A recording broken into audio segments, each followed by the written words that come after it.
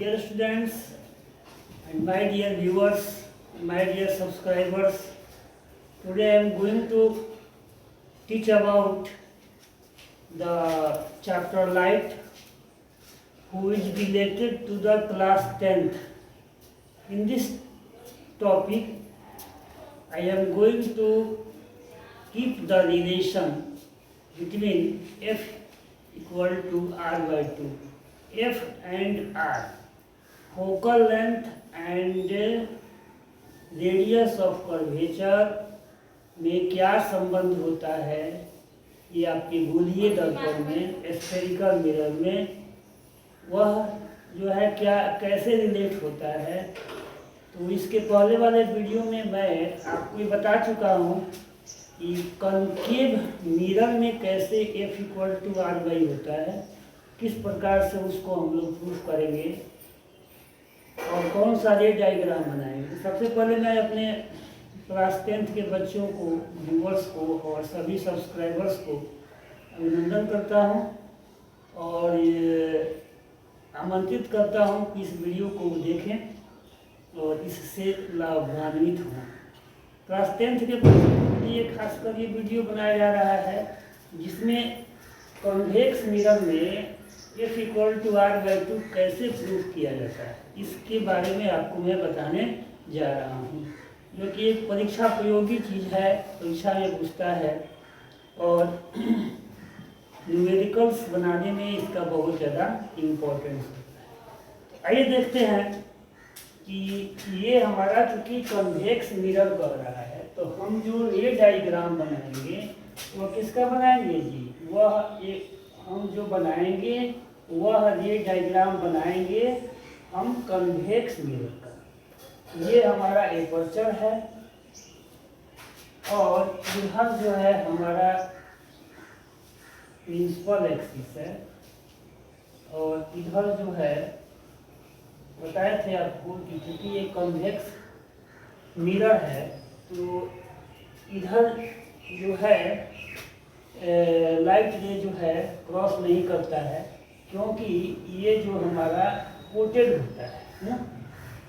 यहाँ हम क्या करते हैं कि यहाँ इसको हम P मान लेते हैं और ये हमारा इंसिडेंट रे जो है ऐसे जो है इसके इंटरफेस, एपर्चर की इंटरफेस Q पर पड़ता है, ठीक है, इसको Q मान लेते हैं और ये जो है रिफ्लेक्टेड होता है ऐसे इस डायरेक्शन में, ठीक है।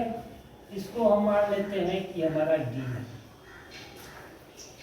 अब देखिए यहाँ से एक नॉर्मल हम Q हमारा इंटरफेस पर है तो यहाँ से हम एक नॉर्मल ड्रॉ करते हैं ऐसे, एक नॉर्मल हम ड्रॉ करते हैं ऐसे।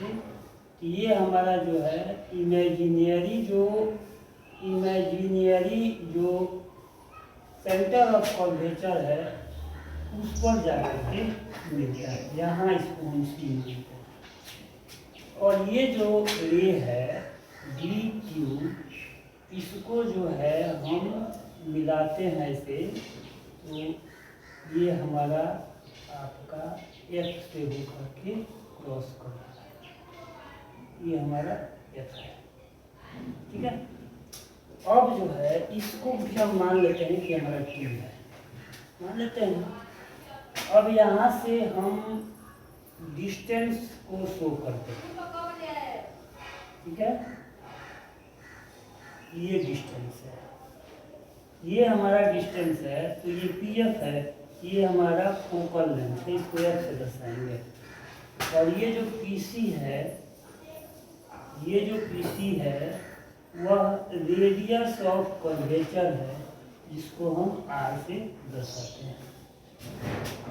अब ये जो कोटेड विथ अपाक्यू मीडियम, ये अपाक्यू मीडियम से कोटेड होता है, ठीक है।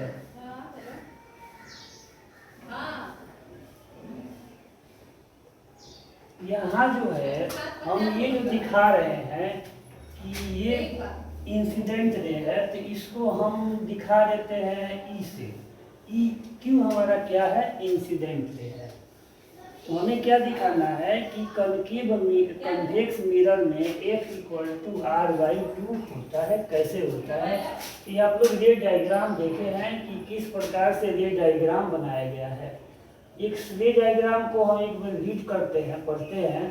तो ई क्यू हमारा इंसिडेंट रे है, जो ए बी एपर्चर के क्यू इंटरफेस पर, क्यू मतलब इंटरफेस पर स्थित है, लेकिन यह जो है पॉइंट ऑफ इंसिडेंस है। यहाँ से जो है क्यूडी दिशा में ये रिफ्लेक्ट होता है। इस क्यूडी दिशा डायरेक्शन में जब ये रिफ्लेक्ट होता है, उसको प्रोलॉन्ग करते हैं तो जा करके सी पर मिलता है। फिर जो है ये हमारा ये टी क्यू है, उसको हम लोग प्रोलॉन्ग करते हैं, सॉरी टी क्यू को जो हम प्रोलॉन्ग करते हैं तो सी पर मिलता है, सेंटर ऑफ कर्वेचर को। और ये जो रिफ्लेक्टेड रे है डी क्यू डी जो है, उसको हम लोग प्रोलॉन्ग करते हैं, तो ये हमारा इमेजिनरी फोकस एस पर जा करके मिलता है। तो हम लोग जानते हैं कि पी से एफ, पोल से जब एफ डिस्टेंस को मेजर करते हैं तो फोकल लेंथ होता है, और पोल से जब सेंटर ऑफ कर्वेचर के डिस्टेंस को मेजर करते हैं तो रेडियस ऑफ कर्वेचर होता है, जिसे आर के द्वारा दर्शाया जाता है। आइए इसको हम जो रे डायग्राम है उसको जो है हम लोग थोड़ा और डिस्क्रिप्टिव बनाते हैं, और जो है उसके बारे में लिखते हैं। Let's consider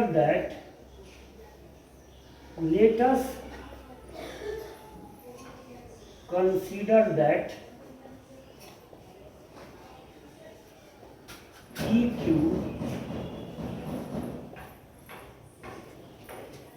with incident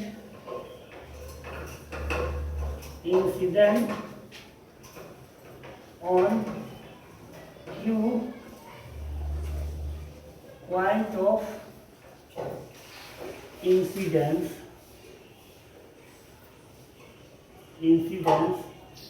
and reflected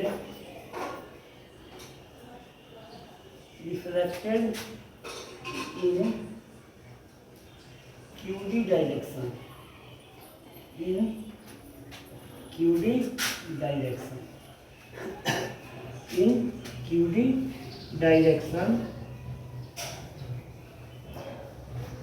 and when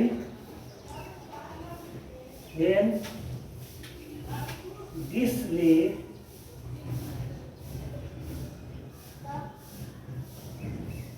prolonged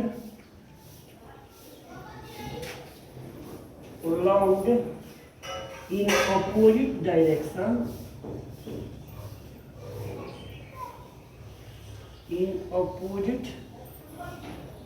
direction, it meets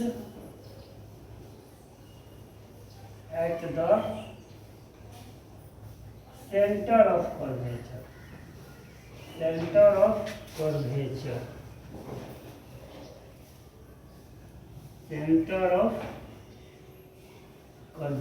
C। यहाँ दिखाया गया है कि ये जो Q हमारा जो है क्या है, इंसिडेंट रे है, जो QD दिशा में रिफ्लेक्ट होता है, उसको जो है अपोजिट डायरेक्शन में जब हम प्रोलॉन्ग करते हैं तो सेंटर ऑफ कर्वेचर C पर मिलता है ना। Similarly,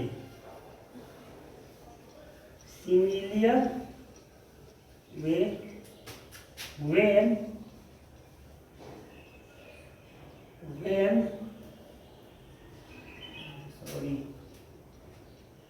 QD डायरेक्शन में किया जा रहा है, तो ठीक।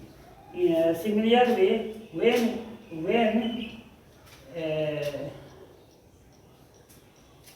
let us consider that EQ जो हमारा रे है उसको देखते हैं, वो इंसिडेंट रे है और Q पॉइंट पर इंसिडेंट होता है, ठीक है जी। और रिफ्लेक्टेड होता है तो ये क्यूडी डायरेक्शन में होता है, और जब इसी रे को जब हम लोग प्रोलॉन्ग करते हैं तो सेंटर ऑफ कर्वेचर को नहीं मिलता है ना। ये जो होता है मेन फोकस को मिलता है, means at the main focus,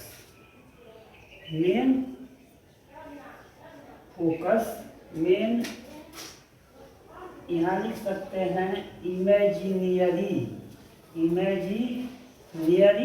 focus F, है ना। Similar way when TQ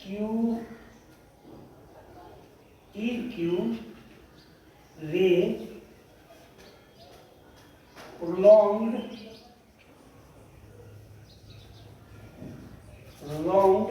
in opposite direction in the opposite direction,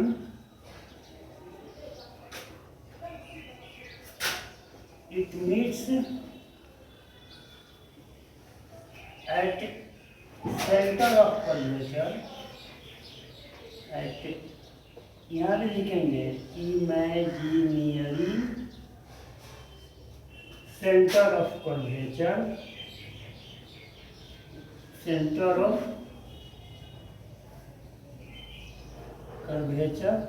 सी। आइए इसको समझते हैं क्या लिखा गया है। कह रहा है कि EQ जो हमारा जो है EQ इंसिडेंट रे है, जो Q पॉइंट ऑफ इंसिडेंट से जो है QD डायरेक्शन में रिफ्लेक्ट होता है, उसी को अगर हम उसके अपोजिट डायरेक्शन में प्रोलॉन्ग करते हैं तो F पर मिलता है। और ये TQ जो हमारा इंसिडेंट रे है, TQ जो नॉर्मल है, उसको अगर अपोजिट डायरेक्शन में मिलाते हैं तो इमेजिनरी जो है सेंटर ऑफ कर्वेचर C है, उस पर मिल सकता है। तो फ्रॉम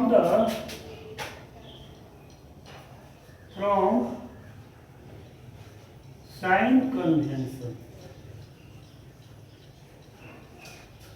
we know that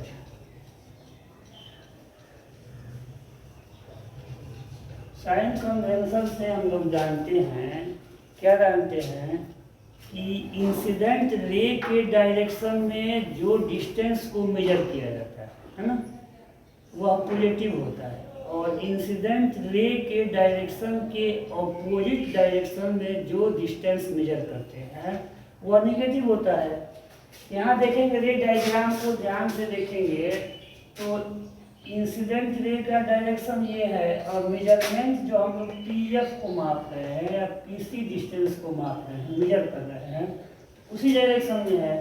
तो इसलिए क्या होगा, ये हमारा जो होगा वह प्लस में होगा, तो PF equal two plus F, ठीक है। और PC इक्वल टू, प्लस लिखने की आवश्यकता नहीं है, यहाँ प्लस हिडन होता है इसलिए हम प्लस नहीं लिख सकते हैं, R लिखते हैं। PC equal to R। इतना हमें तो मिल गया, और मैं इसको समझा भी दिया। थोड़ा सा आप इसको वीडियो को जूम करके आगे पीछे करके आप देख सकते हैं। अब आइए चलते हैं इसके नेक्स्ट कंटेंट पर। हमें क्या दिखाना है जी, हम ये दिखाना है prove that F equal to R/T, ये हमें दिखाना है। इसको प्रूफ हम लोग कैसे करेंगे आइए देखते हैं। ध्यान से देखेंगे तो देखिए आपको बताया गया है, ये पहले हम बता चुके हैं, इसको फिर से एक बार हम बता रहे हैं, एक बार और समझा रहे हैं। ये हमारा इंसिडेंट रे है और ये हमारा रिफ्लेक्टेड रे है, और ये जो होता है हमारा नॉर्मल होता है, ठीक है। तो यहाँ जो एंगल बनता है, मान लेते हैं ए, इसको मान लेते हैं, इसको M मान लेते हैं, इसको हम B मान लेते हैं, ठीक है। तो ये जो एंगल होता है जो कि इंसिडेंट रे नॉर्मल के साथ बनाता है, वो I होता है। क्या देखेंगे, ये आपका इंसिडेंट रे है और ये आपका नॉर्मल है। ये जो एंगल बनेगा वह क्या होगा, आई होगा। फिर देखिए ये जो नॉर्मल है और ये रिफ्लेक्टेड है, रिफ्लेक्टेड रे से जो नॉर्मल का ये एंगल बनता है वो आर होता है। यहाँ देखिए ये आपका रिफ्लेक्टेड रे है और ये आपका नॉर्मल है, तो ये जो एंगल बनेगा वो क्या होगा, आर होगा। ध्यान दीजिएगा। तो यहाँ लिखेंगे from the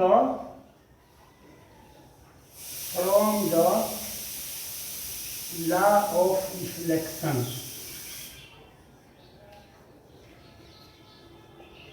we know that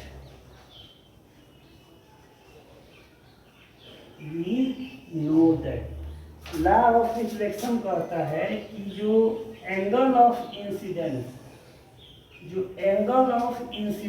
है वह एंगल ऑफ रिफ्लेक्शन के बराबर होता है। ये पढ़ चुके हैं आप लोग, इसको पढ़ाया जा चुका है, फिर भी यहाँ बताया जा रहा है कि मतलब जो है एंगल ऑफ इंसिडेंस मतलब i equal to angle of reflection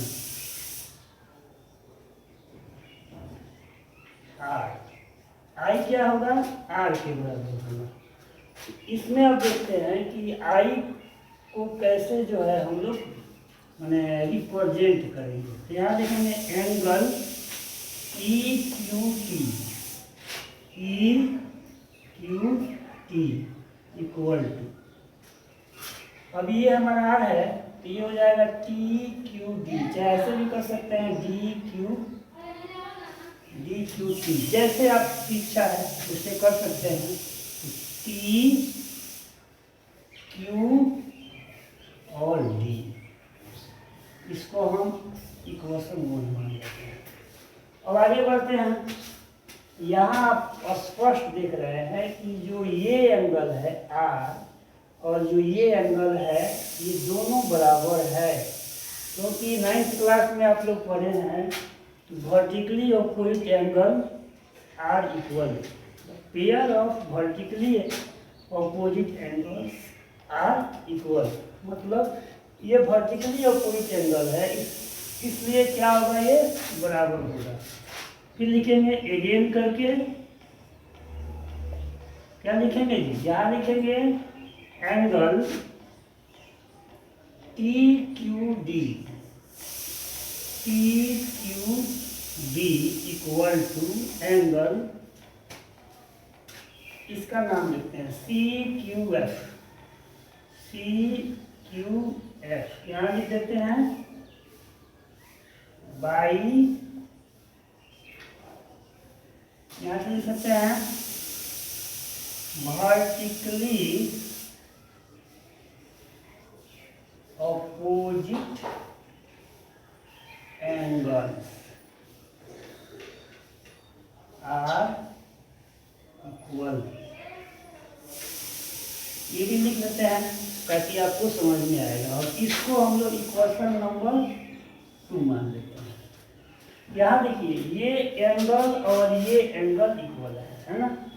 9th class में पढ़े हैं कि जो है दो अगर पैरेलल लाइंस हो उसको एक जो है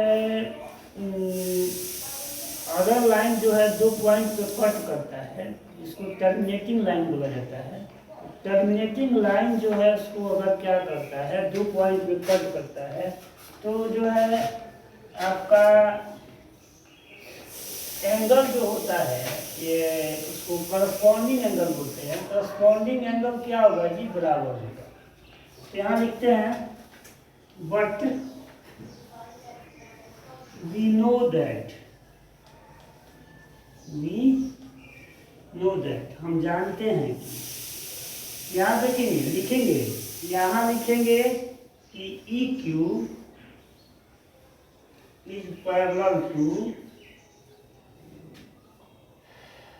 PFC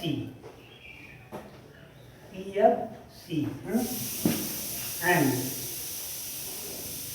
अब देखेंगे यहाँ जो रे है, इससे जो हमारा जो QC जो रे है एंड QC मीट्स, इससे मिलती है, मीट्स देयरफॉर यहाँ जो एंगल हमारा बनेगा, ये एंगल CA, देखिए ये एंगल, इस एंगल का नाम है EQT। EQT इक्वल टू आपका ये हो जाएगा, इसके बराबर हो जाएगा, ये भी हमारा I होगा। अब इस एंगल का नाम क्या है जी? QCF, angle QCF। इसको इक्वेशन नंबर 3 मान लेते हैं। अब ध्यान से देखते हैं कि हमें क्या क्या मिल रहा है। ये इसके इक्वल है, ये एंगल जो है आपका, जो ये एंगल है इस एंगल के इक्वल है, ये एंगल आपका इस एंगल के इक्वल है, ये एंगल फिर आपका इस एंगल के इक्वल है। तो जब हम इक्वेशन 1, 2 और 3 को ध्यान से देखते हैं तो ये पाते हैं कि ये एंगल और ये एंगल इक्वल होगा। आइए देखते हैं, हम लोग क्या लिखते हैं, यहाँ से जगह बनाते हैं और लिखते हैं from equation 1, 2 and 3 we get that, हम लोग पाते हैं एंगल, देयरफॉर एंगल, इसका नाम देते हैं, तो ये CQF है, angle CQF equal to angle QCF। अब इसको हम आगे की ओर जो है आपको समझाने जा रहे हैं। ध्यान से देखेंगे, पढ़े होंगे आप लोग प्रीवियस क्लासेस में आइसोसेलिस ट्रायंगल। आइसोसेलिस ट्रायंगल एक ऐसा ट्रायंगल होता है जिसके दो अगर जो है दो ऐसे एंगल जो कि दो रेखाओं के द्वारा बनते हैं या रे के द्वारा बनते हैं, अगर इक्वल होता है ना, तो उसको हम लोग आइसोसेलिस ट्रायंगल बोलते हैं। जैसे आपको समझा रहे हैं, आप समझेंगे, ये ट्रायंगल है, ठीक है जी, ये ट्रायंगल है AB और C। अगर ये एंगल जो है बनाया जा रहा है, तो इस साइड के द्वारा और इस साइड के द्वारा बन रहा है, ठीक है, तो ये दोनों एंगल जब इक्वल हो तो ये साइड भी क्या होगा आपका? इक्वल होगा। यहाँ देखेंगे इस ट्रायंगल में ये एंगल और ये एंगल क्या है हमारा? इक्वल है। तो ये साइड जो हम यहाँ दिखाया जा रहा है और ये जो साइड जो दिखाया जा रहा है वो क्या होगा? आपका इक्वल होगा, है ना। यहाँ लिखेंगे, है ना, देयरफॉर यहाँ हमारा हो जाएगा QF इक्वल टू FC। अब इसको हम इक्वेशन A मानते हैं। तो क्या मानते हैं जी? इक्वेशन A मान लेते हैं। कुछ भी मान सकते हैं, हमारे ऊपर निर्भर करता है, इसमें कोई दिक्कत नहीं है। अब यहाँ जो है ये आइसोसेलिस ट्रायंगल हो गया। यहाँ इसका रीजन लिख देते हैं, angle QCF is an isosceles triangle. क्योंकि ये आइसोसेलिस ट्रायंगल है तो इसको हम लिख सकते हैं। अब आगे बढ़ते हैं, आगे की ओर चलते हैं। अब एक कॉन्सेप्ट है कि अगर जो है किसी भी मिरर का, किसी भी स्फेरिकल मिरर का एपर्चर अगर स्मॉल होता है, छोटा होता है, ठीक है, तो ऐसा कंसीडर किया जाता है कि ये जो QF डिस्टेंस है वह PF के बराबर होता है ना। लिखेंगे when the aperture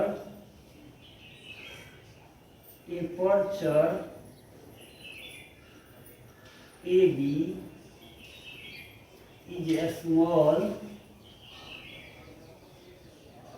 than, ये जो होगा QF जो होगा वह PF के बराबर होगा। ये इक्वेशन बी होगा, मान लेते हैं। अब ध्यान से देखेंगे QF हमारा क्या है, FC के बराबर है, और QF क्या हमारा है, PF के बराबर है।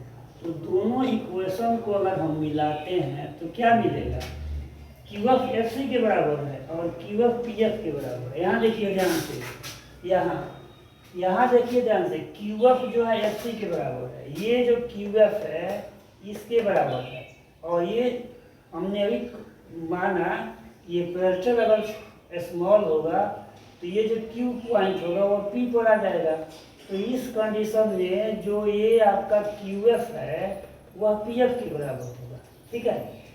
अब दोनों इक्वेशन को हम लोग मिलाते हैं, ध्यान से देखते हैं तो क्या हमें मिलता है, क्या मिलता है जी हमें, लिखेंगे from equation A and equation B we get, क्या मिलेगा हमको, आइए देखते हैं। तो यहाँ जो है हम क्या करते हैं, यहाँ ऊपर देखते हैं, यहाँ भी QF है और यहाँ भी QF है, तो लेफ्ट हैंड साइड जब इक्वल है तो राइट हैंड साइड भी इक्वल होगा, नो डाउट। इसलिए हम लोग क्या लिखेंगे, QF यहाँ लिखेंगे, but QF equal to FC and QF equal to PF। Therefore यहाँ लिख सकते हैं, क्या लिख सकते हैं जी, यहाँ लिख सकते हैं QF equal to PF, QF equal to PF। मतलब ये जो हमने बताया है आपको, ये जो डिस्टेंस है इसके बराबर है, माने ये इसके बराबर है और ये जो है आपका इसके बराबर है। नो डाउट PF जो है PFC के बराबर हो जाएगा, है ना। अगेन अब जो है हम देखते हैं कि जो PC है, ये जो PC है किसके बराबर होगा, ये जो PC है ये PF और FC को ऐड कर देंगे तो मिल जाएगा। PC जो है PC लाइन पर हमारा F है ना। बताया गया होगा ज्योमेट्री में, अगर AB एक लाइन है और इसके बीच में अगर C है तो ये जो एक कॉन्सेप्ट है उसमें ज्योमेट्री का एक थ्योरम है, AC और CB को हम लोग जोड़ देंगे तो ये भी हो जाएगा। इसको एक्जम कहा जाता है, एक्जम जो है हर जगह सही होता है ना, इसलिए AC प्लस CB को जोड़ेंगे तो क्या हो जाएगा जी, हमारा AB हो जाएगा। यहाँ वही करते हैं PF प्लस FC हो गया। अभी हम लोग क्या दिखाए हैं कि जो हमारा QF है, यहाँ जो FC है ये FC वह PF के बराबर होगा, ये दिखाए हैं। QF जो है हमारा PF के बराबर है, और ये दिखाया गया है कि QF जो हमारा है FC के भी बराबर है। इसका मतलब हुआ जो PF होगा वो FC के बराबर होगा, है ना। यहाँ QF क्या होगा, सो यहाँ जो होगा FC जो होगा वह भी किसके बराबर होगा, वह PF के बराबर होगा। तो अब FC को हम यहाँ से चेंज कर देते हैं, तो PC equal to PF plus PF। फिर से एक बार समझाते हैं, ये QF है, ये आपका QF है, ठीक है जी। तो ये जो QF है ये PF के बराबर है, यही QF हमारा FC के बराबर है। तो क्या FC और PF बराबर नहीं होगा, बिल्कुल बराबर होगा। तो अब जो है इसको आगे की ओर बढ़ते हैं। आइए अब हम लिखेंगे by the sign convention. Sign convention. We know that, हम लोग जानते हैं. We know that. और पिछले बार में हम लिख रहे हैं, लिखने की जरूरत नहीं है. पीसी को के बदले में आर लिखा जाए. पीएफ हमारा फोकल लेंथ है. तो यहाँ पीसी है वो आर हो गया, पीएफ हमारा एफ हो गया, पीएफ हमारा एफ हो गया, है ना. ठीक है. तो अब इसको हम लोग जोड़ेंगे तो आर क्या हो जाएगा, आर हमारा 2f होगा. ठीक है. ध्यान से देखिएगा, ये भी एग्जाम में पूछता है कि proof that the radius of curvature is twice time the main focal length. Focal length का दूसरा रेडियस ऑफ कर्वेचर होता है, ये भी पूछता है. ये हमारा प्रूफ हो गया, यही पर एक भाग प्रूफ हो गया. और दूसरा भाग जो है हम एफ अगर निकालते हैं तो एफ का मान कितना हो जाएगा जी, r/2. ये भी पूछेगा तो सेम निकाल, पहले ये निकालेंगे और उसके बाद अगले स्टेप में ये लिखेंगे. हमारा ये भी जो चीज़ जो प्रूफ करना था वो हो गया. इस प्रकार से डियर स्टूडेंट्स, आपको ये बताया गया कन्वेक्स मिरर में रेडियस ऑफ कर्वेचर और फोकल लेंथ में क्या संबंध है, क्या रिलेशन है. तो बताया गया कि फोकल लेंथ जो होता है वह रेडियस ऑफ कर्वेचर का हाफ होता है, या रेडियस ऑफ कर्वेचर जो होता है वो फोकल लेंथ का डबल होता है ना. ठीक है. फिर मिलते हैं नेक्स्ट वीडियो में. तब तक के लिए आपसे मैं ये कह रहा हूँ कि इस वीडियो को बार बार देखेंगे और बार बार देख करके इसको जूम करके जैसे भी हो आपको समझ में आना चाहिए वैसा प्रयास कीजिएगा. मिलते हैं कल इसी समय में. तब तक के लिए आपसे शुभ विदा. Thank you very much.